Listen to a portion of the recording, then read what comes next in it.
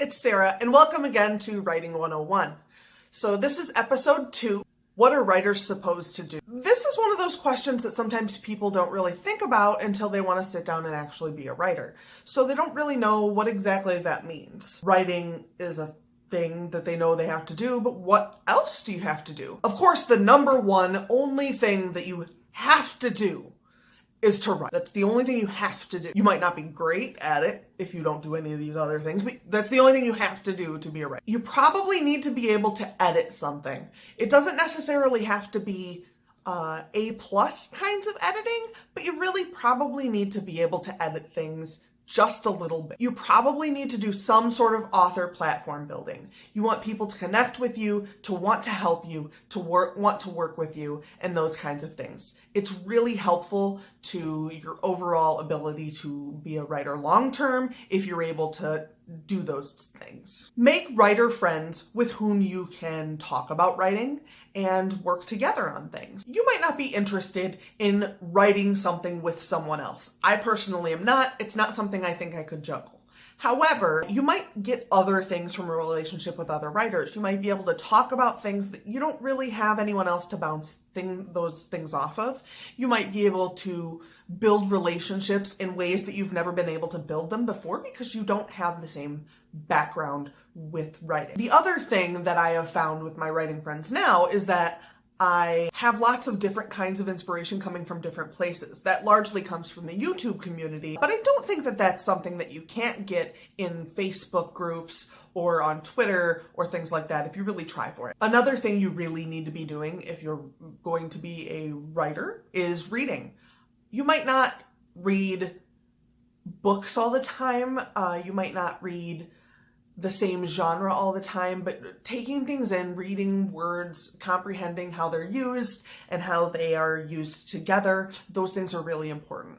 You can also learn from things like television and movies, but you have to actually get yourself to listen to the way things are written to see where you can learn from it. If you're not paying attention really, then you don't really learn from it, and it is just kind of a waste of time, which is fine. You're allowed to waste your time if you want to waste your time.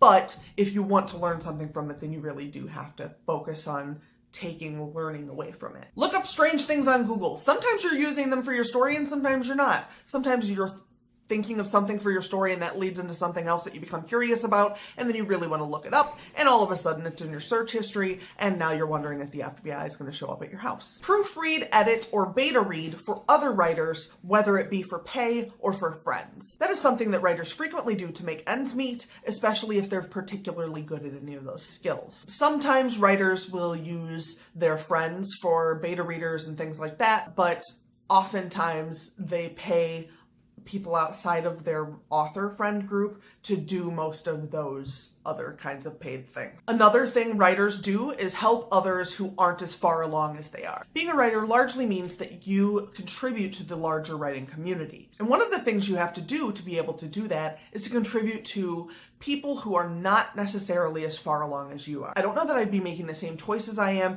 and doing the same things I'm doing if I hadn't met some of the people I know who are further along than I am. So I think that it's really important that you give to someone who isn't as far along as you are, whether it just be knowledge or experience or information or links, or you drop them a line now and then and tell them that you think they're doing a good job, or you comment on their video and tell them how good their video was. Those kinds of things really make a big difference, and those people are also going to teach other people, and there's never too many people in it.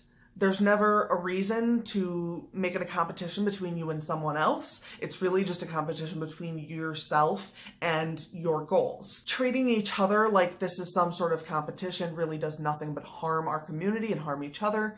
So you really should be trying to help those people who need help, who you can help. And the last thing I think that writers should really be doing is telling other people about their dreams to be a writer. I think that it's really helpful to the community as a whole to know that it's okay to tell other people that that's what you want to do or that's what you're doing. I think it's really important for other people to be respectful of the fact that while it's unconventional, it is not impossible to make a living writing nowadays. It is not the kind of thing that you have to know a guy who knows a guy to be able to get into. You can become a a very comfortable writer without having those kinds of ins and things nowadays. Just keep in mind that sometimes people don't really understand that, and they think that the business is much different than it is nowadays, and try to just keep your chin up and do everything you can to try to help each other. I think that does it for today. I do have links down below to my Twitter, Tumblr, Instagram, Snapchat, and my Patreon, so go ahead and click on all those, and I will see you guys all next week. Have a wonderful week.